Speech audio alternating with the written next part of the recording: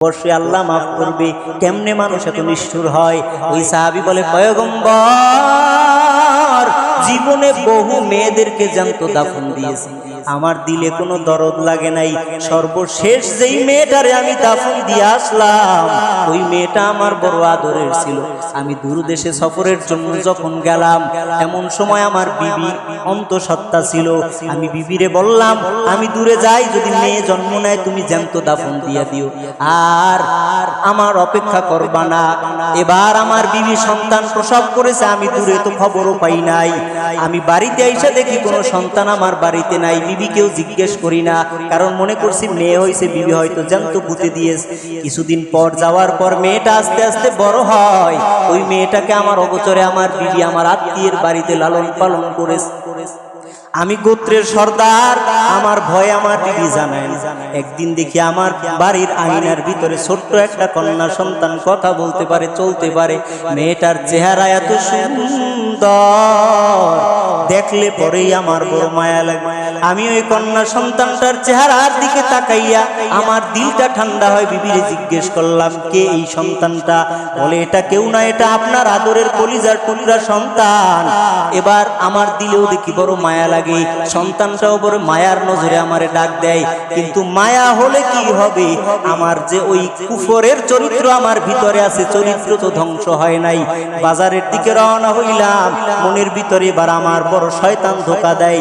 তুমি যদি বাজারে যাও, আর বাজারের লোকজন যদি জানতে পারেন নেতার ঘরে কন্যা সন্তান লালন পালন হয়, কেউ তোমাকে নেতা বলে মানবে না।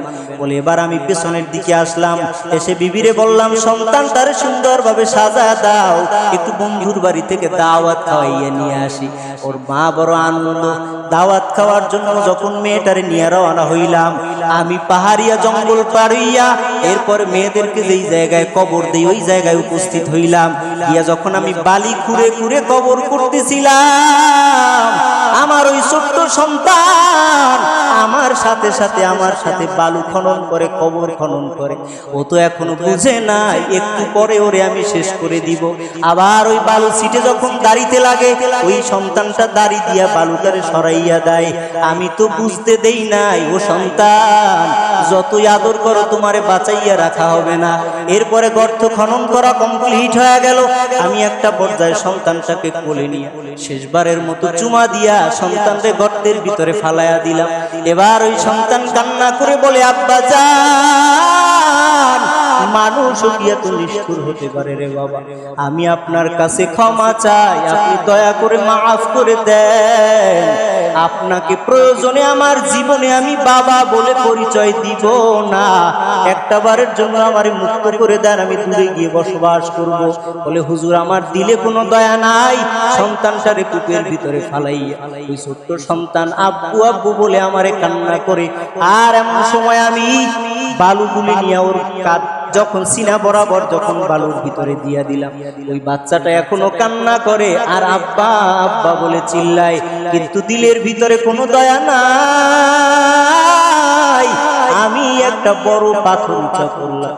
পাথরটা যখন আমি উপরের দিকে তুললাম, আমার সন্তান এবারও বলে, আব্বা, একটা বারের জন্য আমারে ক্ষমা করে দেন, প্রয়োজনে আপনারে আর পরিচয় দিব না, আমাকে মাফ করে দেন। বলে, হুজুর, আমার দিলে কোনো দয়া নাই।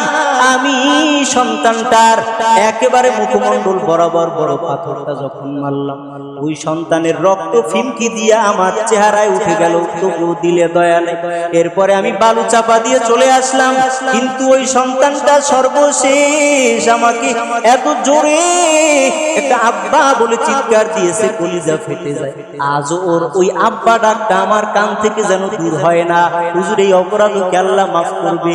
হুজুরও কান্না করে, সাহাবায়ে কেরামও কান্না করে বলে, কালেমা যেহেতু পড়েছো আল্লাহ মাফ করবে, কিন্তু এত নিষ্ঠুর কেমনে করে একটা মানুষ হয় বুঝে আসে না। এমন জাহেলি যুগে